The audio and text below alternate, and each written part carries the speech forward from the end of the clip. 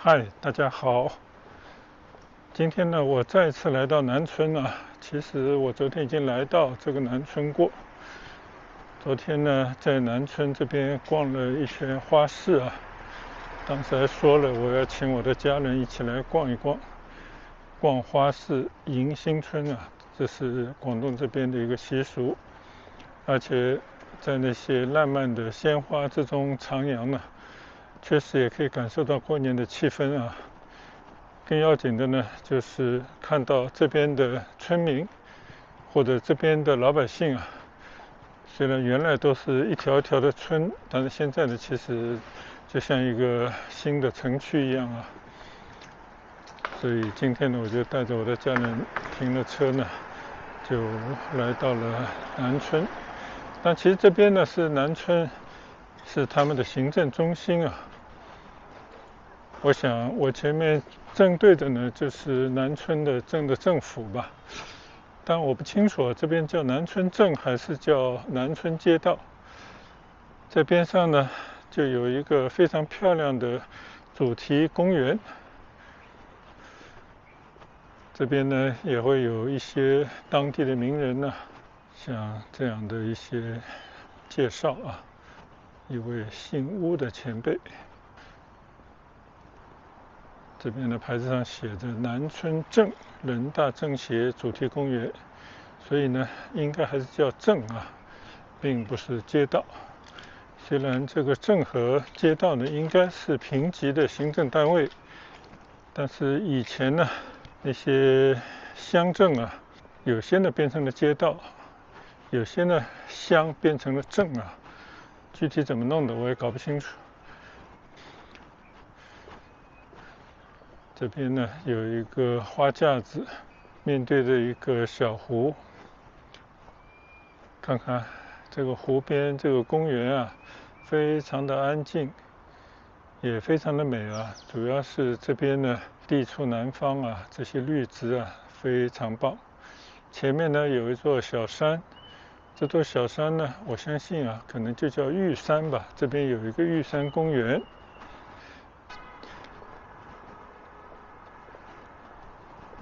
我的家人呢去逛花街去啊，我看见边上这个政府门前的广场很漂亮啊，两边的公园呢以前也没有来过，所以我就在这边呢先转一转，等一会儿再到花街那边去拍一拍花街那边的一些情景。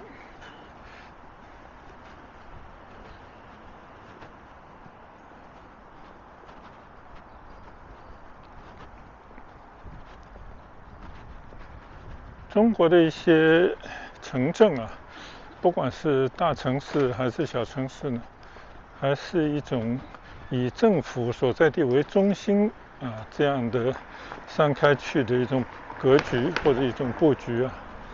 所以基本上来讲呢，每一个地方的政府啊，都是建得非常的高大上。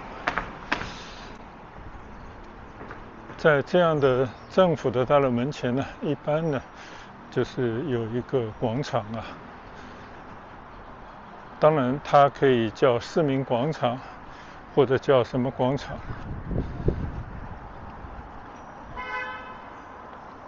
现在所处的位置呢，就是这个南村镇的政府，非常漂亮的一座楼啊。你说它是中式还是西式也不好说啊。这个边上呢挂起了很多的红灯笼，面对的这个就是我说的一个广场啊，基本上就是这么一个布局，甚至有些地方呢还会布局一个中轴线啊，然后这个政府的两侧呢都是政府的一些办公楼啊，一些机构。这个广场还是做得非常的气派，铺设的这种大理石的地砖啊，还是非常的整齐，而且呢自然而然地形成了一个舞台的样子啊。你看这一块高出来的地方，然后后面呢就是这个政府的大楼。我们来转一转啊，看一看。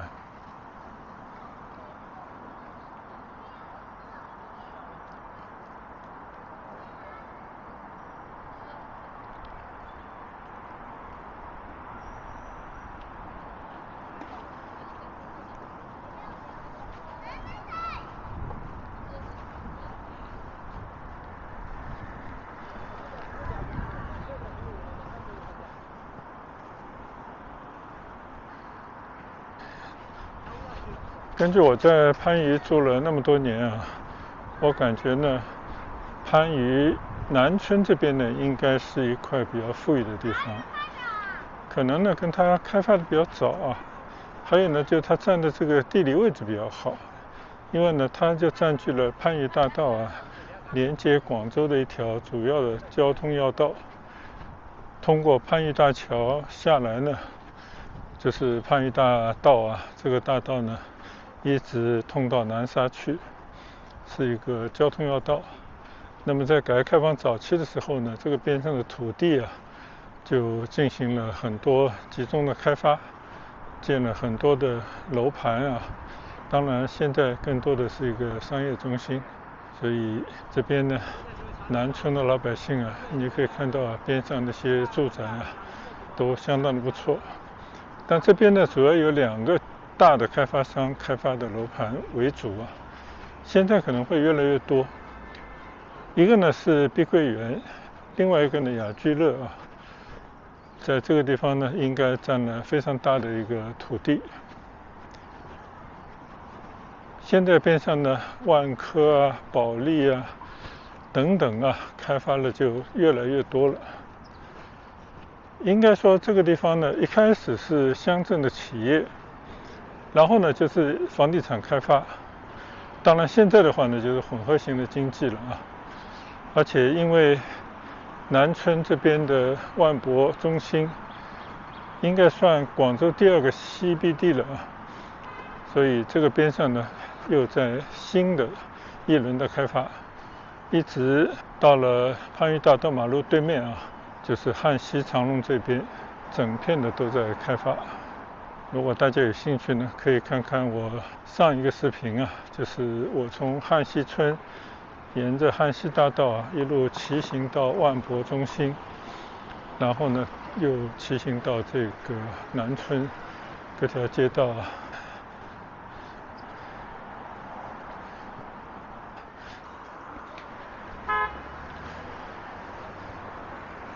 现在我正对着的就是华南碧桂园的一个路口，当然华南碧桂园的路口很多啊。大家对这个碧桂园呢有一种成见，就觉得它就是建在那种不三不四的地方，在乡下地方的辟了一块地啊，在那边建房的一个公司，确实也是如此。但是呢，这个华南碧桂园不太一样啊，它完全就把番禺的这块地方啊，趁着城市的改造啊，现在把它变成了一个非常宜居，同时呢，这个房价也不菲的一个地方。大家可以看到啊，这条马路一直过去，可以看到整条马路上啊，这些住宅的楼房，还有这条马路两边的这种绿化，再加上呢，挂着很多的红灯笼的这种节日气氛呢，还是相当不错的一个宜居的地方。我自己觉得呢，这应该是番禺区相对比较宜居，当然也是宜商的一个地方啊，因为前面不远呢就有万博的 CBD。好，那我们就在这条路上走几步啊，我相信也就是100-200米呢，就可以去到昨天去过的这个南村花市。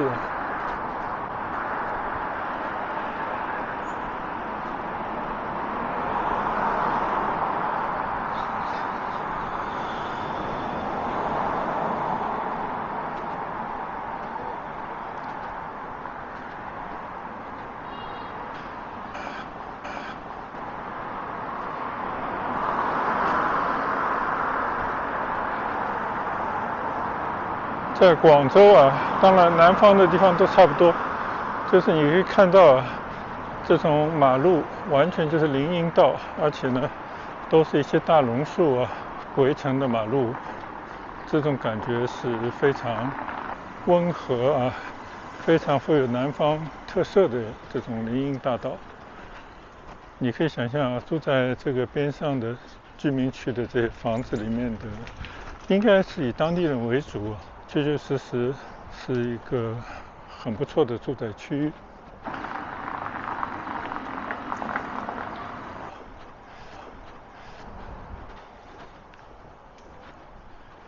对面这些房子呢，应该都是一些中式的庭院啊。我记得很早以前曾经到这边来过的。对，你看这些房子吧，还是基本上中国传统式的粉墙黛瓦啊。当然，这个并不是徽式的建筑风格，也说不上是哪里的风格吧，但是看上去还是中式的风格。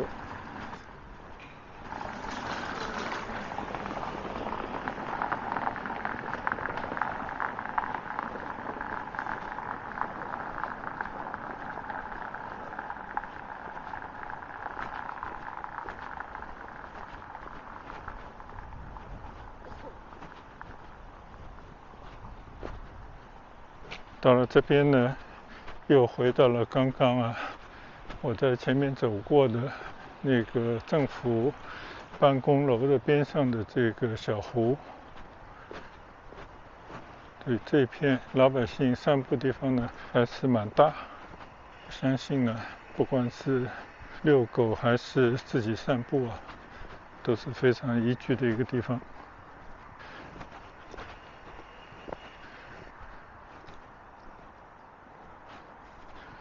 这边呢有很多的当地的名人一些介绍。你看这个高奇峰很有名的，因为呢他就是当年就是岭南画派的一个创始人。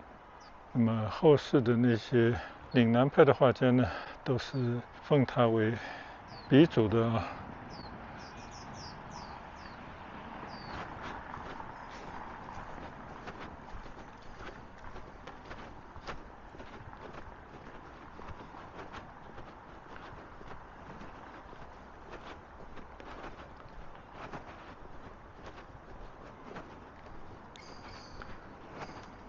所以呢，这个改革开放几十年像番禺这种偏于易渔的乡下地方呢，真的是得到了一种新生。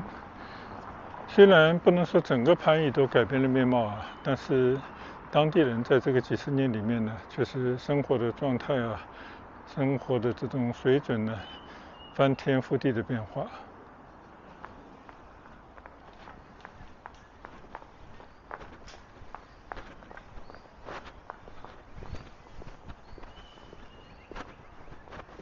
可以看得出来，这个公园里面也增添了各种设施老百姓可以在这边健身、游乐好，这条路非常漂亮但是我还是要往花市方向再去走一走。大家可以看到我的右侧这些房子都是一种中式的式样每家人家呢都有一个庭院。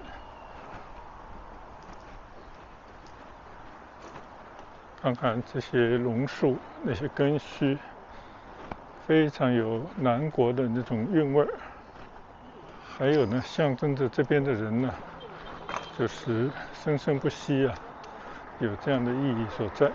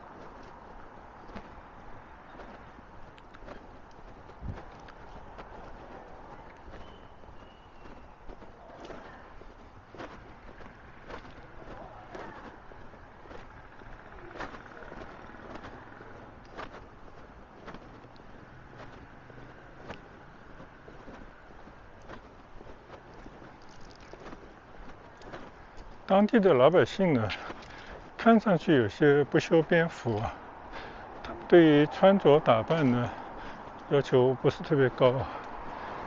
按照北方人的标准呢，这里的人不显摆，他们比较实在。但实际上呢，这边还是有相当长的文化的底蕴啊。只不过呢，对于长期处于统治地位的北方来讲啊，就南方呢，难免会被人家觉得就是偏于一隅，就是山高皇帝远，不大愿意遵从北方建立的这种秩序啊，就这种规则的化外之地啊。但其实并非如此，因为中国的历史到了近代啊，它完全是走的是另外一种，谁最先接触西方文明，谁就能够带动当地经济，并且呢，也在某种程度上就让老百姓呢有了更多的西方式的一种思想，渐渐呢民风渐开，民智开化，就有了现代的工业，有了更多的贸易，当然呢也使当地的老百姓受惠于此啊。那广东这个地方呢，大家都读过历史，从当年的13行开始跟外国人做生意啊，到改革开放的早期，那可以这么讲，对外开放就从这边开始的。所以这么多年来呢，虽然是毫不张扬的，但是也是一步一个脚印的在发展。这个大概就是广东这边的一个特色。所以呢，这边的人虽然低调啊，但实际上呢还是比较富足，或者说他们会按照自己的一种想要的生活方式来过自己的日子。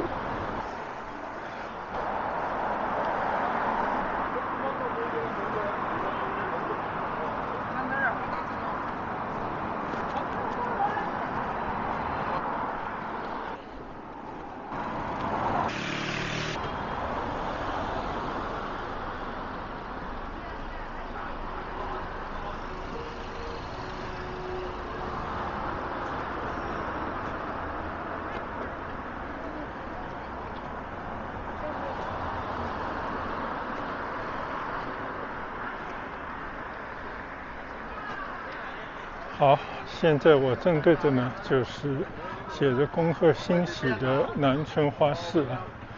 这里呢，实际上出口其实就是整条街，这条街应该叫文明路啊。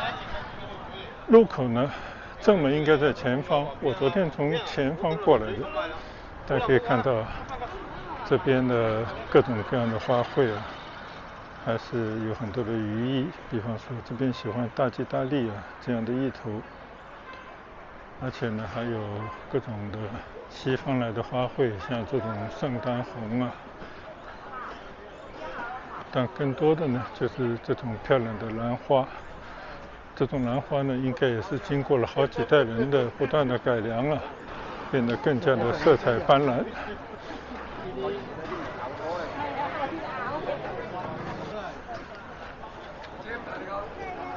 所以刚刚也说到，当地人呢，他们非常传统，对于这种形式的东西啊，就看得比北方要重。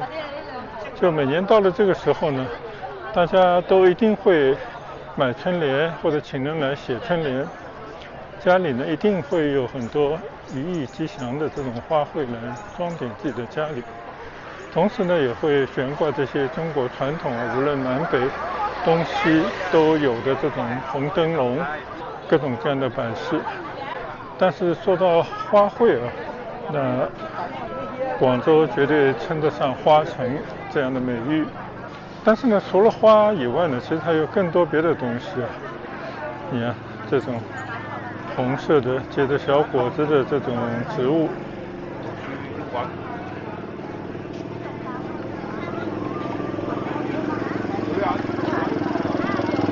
像这种象征节节高的这种像竹子一样的植物。当然，这边人应该也是非常喜欢桃花啊。你看，这种呢就是摆在人家的这种大门或者单位门前那种大的橘子树。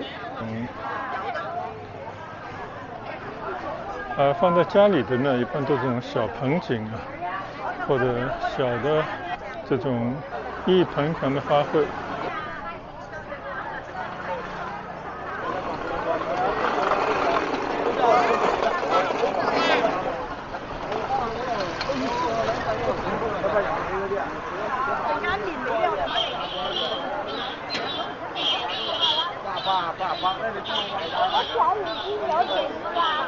大家认识这叫什么样的一种植物吗？这个是什么东西？五代同堂果，也叫黄金果，对，寓意壮丁、壮财、招财进宝的。这是一种果实吗？对，是一种果子，是种出来的。哦，很漂亮，很漂亮。它是假果。真的很漂亮。没事，可以随便。对，谢谢你，谢谢。挺好看的，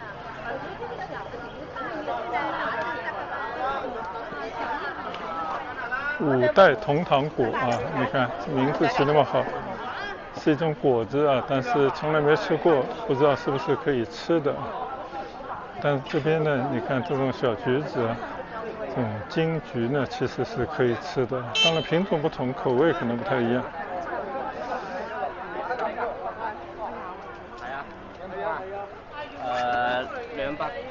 280，168。其实还有各种各样的其他的花卉。就广州边上呢，比方说有花都，以前呢叫花县，为什么呢？就是因为它种花多嘛。广州还有个区，现在呢并到了荔湾区，以前的芳村区啊。那芳村这地方呢，更不用说了，它本来就是一个种花的这个城区，以前的农村地带啊。所以这边呢，有很多的地方都跟种花有关。那到了番禺隔壁的顺德城村，那是全国知名的种花这个花卉的集散地。不管怎么说，这个地方呢，就是跟花结下不解之缘的地方，就是因为这边有温暖的气候。就我们再来欣赏一下对面的一些蝴蝶兰。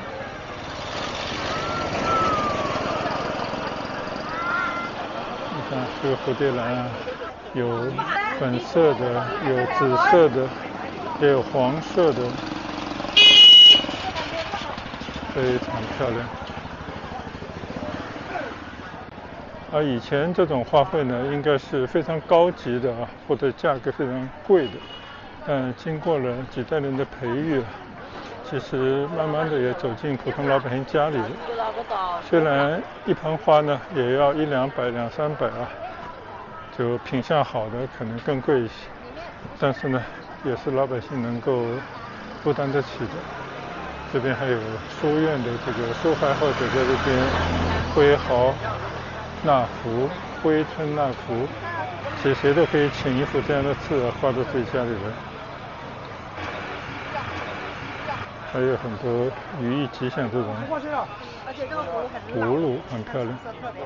你看这个上面有很多的字，这个是在它的生长的过程当中就进行了一种干预制作出来的这样的一种葫芦。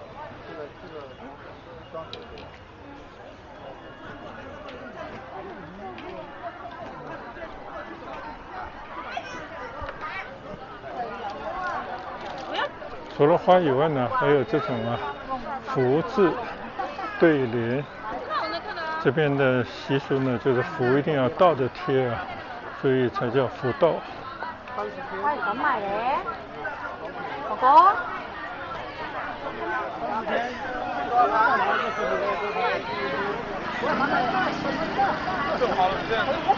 我刚刚看到这边还买一些其他的一些零食，包括矿泉水等等一支矿泉水呢，也就是2块钱，应该跟外面的超市买的价钱是差不多的。这个我觉得也是比较良心价吧。当然也有趁机来卖一些其他的物品的小贩。总之呢，大家就是趁着这个热闹一边逛花街，一边呢采购一些自己想要装饰家里的物品，同时呢更重要的是享受一下这边的这种过年的氛围。就我们周围对于广东来讲，就是北方人。虽然我没有办法像当地人那样讲一口流利的广东话，但是他们讲的话我都能听懂了。而且我觉得这边人，无论是摆摊的还是逛街的，这些人呢，应该都是以当地人为主。他们都是讲着本地的语言，就是广府话这个广州话。那这些话呢，我还都能听得懂，而且我感觉呢也很亲切。刚才那个海棠多少钱的？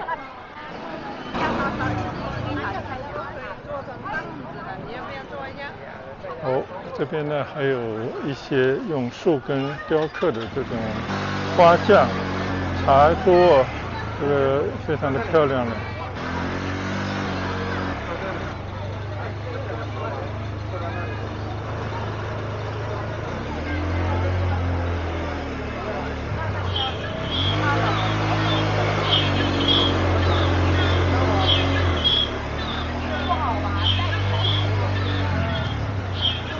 已经差不多逛了一条街了但我仅仅是走马观花而已。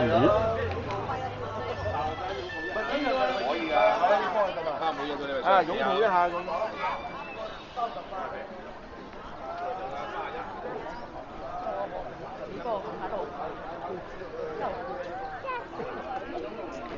其实呢，现在广州城区里面大街小巷都在摆这样的花市，尤其是今年因为经济不景气嘛，大家知道的原因，所以呢，老百姓也需要自救，当地政府呢也想帮一下老百姓的忙，所以今年的花市呢开得比较早就希望大家能够摆多几天，因为以前的话呢，我记得都是大年30前一天吧才开市，然后1-2天、2-3天就结束了。但今年呢，就让它延续的时间比较久，就希望它形成一个地摊经济的效应，让那些愿意做生意愿意付出的人呢有所回报，可以高高兴兴过一个年。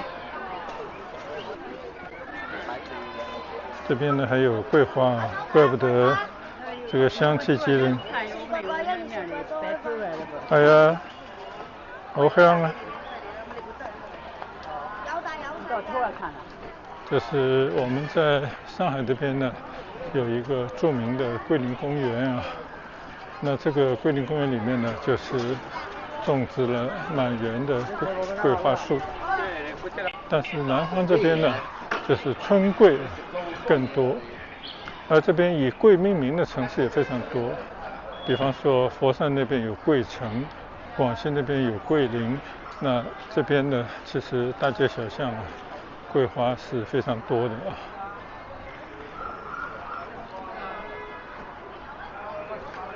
现在呢我已经走到了这条花街的尽头，虽然前方呢也有很多花店街上呢也摆了很多的这些花。我们来看看后面就是这个花街的样子。这个花街的全名呢叫2024年番禺区迎春花市南春花街，所以它还是非常的看得出来有政府在那边支持操办的这么一个商业的花市非常美。我们来看看周围的环境前方的呢这条高架路就是南沙港快线，就是从广州大学城一直到南沙港一条高速公路。边上呢有番禺南春总商会，就大家可以知道这边商业发达跟当地的文化和政府的这种支持开放的态度是有关系的。那么我现在正对着的就是南春花街，喜迎龙年。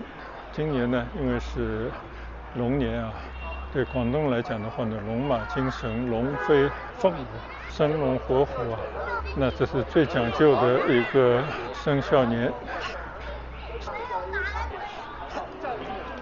这就是番禺区迎春花市的入口啊。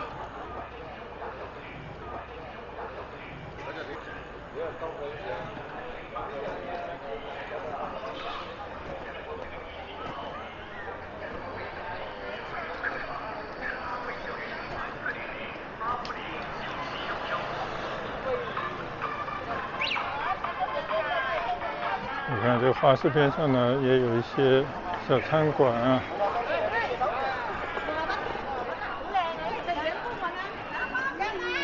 前方呢有一个玉山自创园，应该是一个创业基地。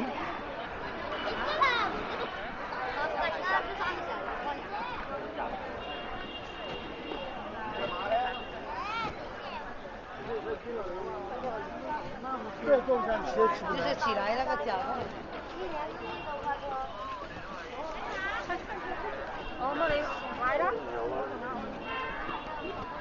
已经在这个花市花街上啊走了一大圈了啊，大家感觉怎么样？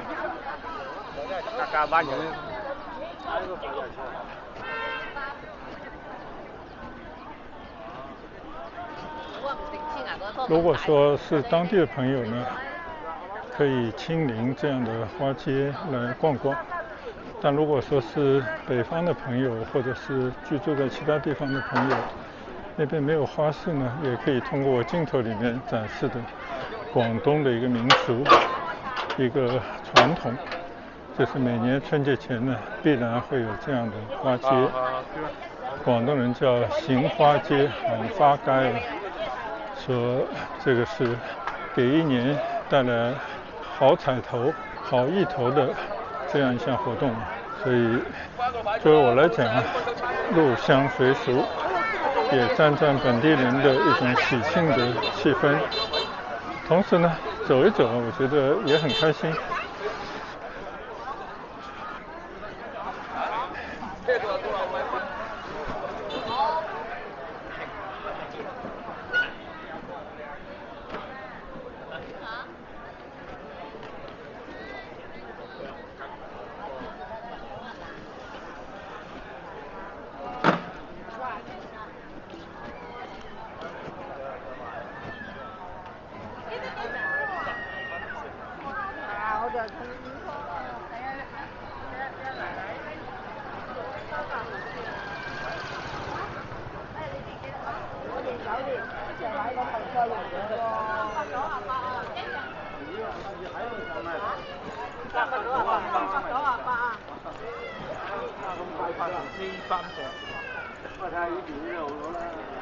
買啲夠高啦。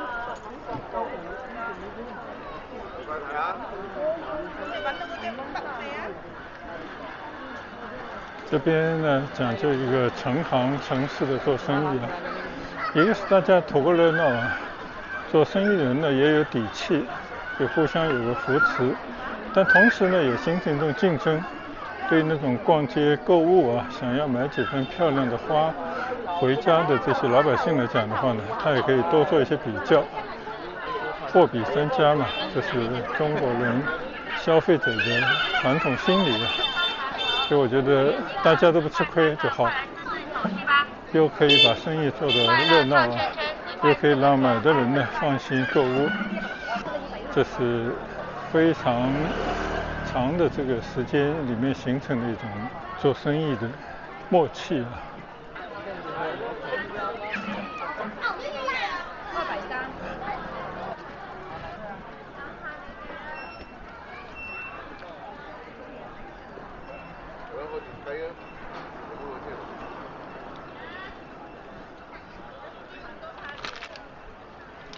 这边呢就叫玉山自创园，挺大，就在这座玉山的脚下啊，在本地的一个公园叫玉山公园的边上。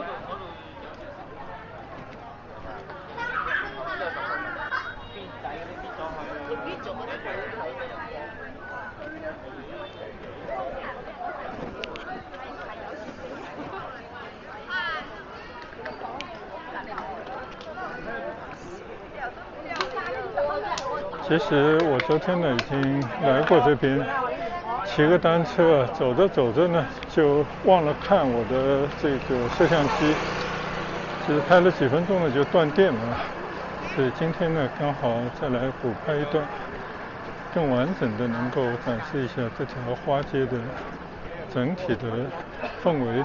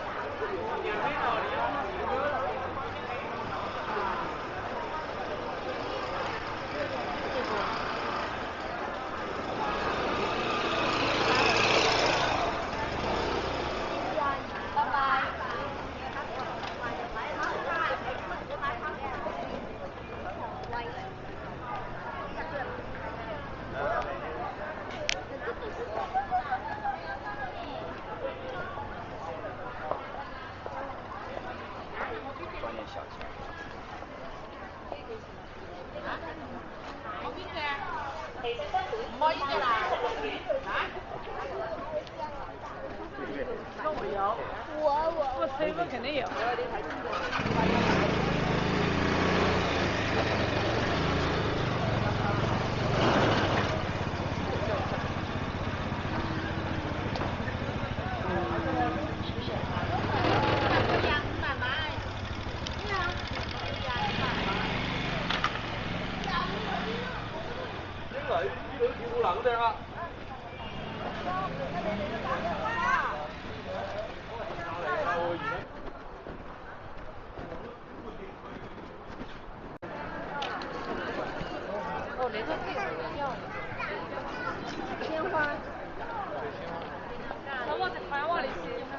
好了，我呢已经看到这条花街的出口，也是我刚刚进来的地方。那在这边呢，就感谢大家的观赏。我们下一段出行再跟大家交流分享。谢谢大家的观赏，也欢迎大家订阅。再见，拜拜。